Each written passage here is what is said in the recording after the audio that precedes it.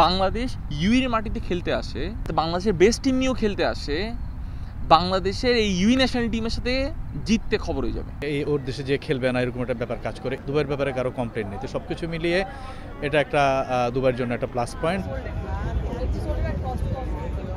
আগে থেকে না জানলে অনেকেরই বুঝতে পারার কথা নয় যে এবারের চ্যাম্পিয়ন্স ট্রফির আয়োজক সংযুক্ত আরব আমিরাত ছিল না। ফাইনাল সহ হেভিওয়েট ভারত দলের সব ম্যাচ হওয়ায় পাকিস্তান হোস্ট নেশন হলেও মূল আকর্ষণ হয়ে ওঠে দুবাই। গেল কয়েক বছরে ক্রিকেট বিশ্বে আরব আমিরাতের কদর বেড়েছে। গেল ৬-৭ বছরে একটি চ্যাম্পিয়ন্স ট্রফি এবং একাধিক টি-20 বিশ্বকাপ ও এশিয়া কাপ হয়েছে ইউএইতে। বয়সভিত্তিক এশিয়া কাপও সফলভাবে আয়োজন করেছে এমিরেটস ক্রিকেট বোর্ড। এ বছরের সিনিয়রদের এশিয়া কাপও অনুষ্ঠিত হওয়ার কথা রয়েছে আমিরাতে।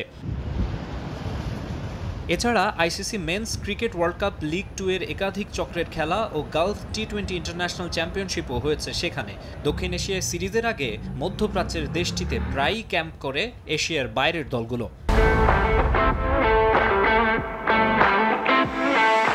ভারত পাকিস্তান দ্বন্দ্বে ক্রিকেট বিশ্বে নিরপেক্ষ ভেন্যুর চাহিদা বেড়েছে। সুযোগ সুবিধা, লাক্সারি আর আইসিসির সদর দপ্তর এখানে হওয়ায় সংযুক্ত আরব আমিরাতের এই দুবাই সিটি ধীরে ধীরে হয়ে উঠছে ক্রিকেটের প্রাণকেন্দ্র। ইন্ডিয়া পাকিস্তান স্পেশালি যে তাদের মধ্যে যে এই ওর দেশে যে খেলবে না এরকম একটা ব্যাপার কাজ করে, এইটার একটা সুযোগ দুবাই হয়তো বা নিচ্ছে, বা সবার কাছে মনে হচ্ছে যে দুবাইটাই হচ্ছে সবচেয়ে কনভিনিয়েন্ট সবার জন্য খেলাটা। বাংলাদেশও আসতে পারে, ইন্ডিয়া পাকিস্তান আসতে পারে, ইভেন অন্য যারা দেশ আছে অস্ট্রেলিয়া, ইংল্যান্ড, সাউথ আফ্রিকা, তাদের জন্য দুবাইতে আসতে কোনো সমস্যা নেই। দুবাইয়ের ব্যাপারে কারো কমপ্লেন নেই, তো সব কিছু মিলিয়ে এটা একটা দুবাইয়ের জন্য একটা প্লাস পয়েন্ট। দুবাইতে আর একটা জিনিস হচ্ছে যে সাবকন্টিনেন্টের প্রচুর মানুষ এখানে আছে, ইন্ডিয়ান দর্শকে ভরা। সেম পাকিস্তান যদি থাকতো পাকিস্তানেরও তাই হতো, বাংলাদেশেও প্রচুর মানুষ আছেন।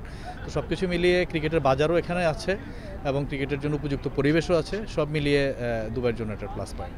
Dubai of late has been quite a venue for ICC ও এসএসসি টুর্নামেন্টের জন্য দুবাই নিয়মিত ভেন্যু হয়ে উঠছে। এখানে স্পোর্টস স্ট্রাকচার দারুণ। আইসিসি একাডেমি আছে, দুবাই ইন্টারন্যাশনাল স্টেডিয়াম রয়েছে। ক্রিকেট খেলা এবং কভার করার জন্য দারুণ জায়গা। ধীরে ধীরে ক্রিকেটের অন্যতম হাব হয়ে উঠছে UAE. Sports is also brilliant.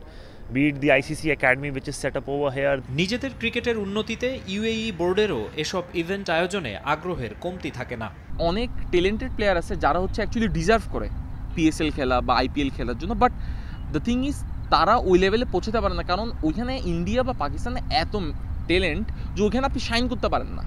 So ওই প্লেয়ারগুলো যখন ইউইতে চলে আসে, এখানে কম্পিটিশন কম, সো ওই প্লেয়ারগুলো শাইন করে অনেক ইজিলি, নাম্বার 1। নাম্বার 2, তারা যখন দুইটা লিগ খেলে ফেলে, আইএলটি এবং আবুধাবি টি10 লিগ, তারা যখন ড্রেসিং রুমটা ইন্টারন্যাশনাল প্লেয়ারের সাথে শেয়ার করে, ওইখানে তাদের যে ডেভেলপমেন্ট হয় that's massive. Number 3, more or less ইউইতে আপনার প্রত্যেকটা বছর ইন্ডিয়া বলেন, পাকিস্তান বলেন, আফগানিস্তান বলেন, তারা খেলতে আসে। সো ওদেরকে নেটে যারা বোলিং করে তারা হচ্ছে ইউইর প্লেয়ারগুলোই। তারা এইসব লিগ বলেন বা এই যে টাইম ফ্রেমটা বা এইসব যে ইন্টারন্যাশনাল টিমের সাথে তারা যে ট্রেনিং করতেছে, তাদের এখানে যে ডেভেলপমেন্টটা হচ্ছে দ্যাটস ম্যাসিভ। এখন এই প্লেয়ারগুলো এখনও পর্যন্ত ইউই ন্যাশনাল টিমে খেলার জন্য ম্যাচিউর বা কোয়ালিফাই হয় নাই। 2 বছর পর তারা কোয়ালিফাই করবে। অ্যাজ সুন এজ 2-3 বছর পর তারা যখন কোয়ালিফাই করে যাবে, নট ইন 50 ওভার্স, যদি টি-20তে বাংলাদেশ ইউইর মাটিতে খেলতে আসে, বাংলাদেশ যদি বাংলাদেশের বেস্ট টিম নিয়েও খেলতে আসে, বাংলাদেশের এই ইউই ন্যাশনাল টিমের সাথে জিততে খবর হয়ে যাবে। শিগগিরই আইসিসির সহযোগী সদস্য দেশ থেকে পূর্ণ সদস্যপদ পাওয়ার লক্ষ্য ইসিবির। মাকসুম আলম খান, সময় সংবাদ, দুবাই, সংযুক্ত আরব আমিরাত।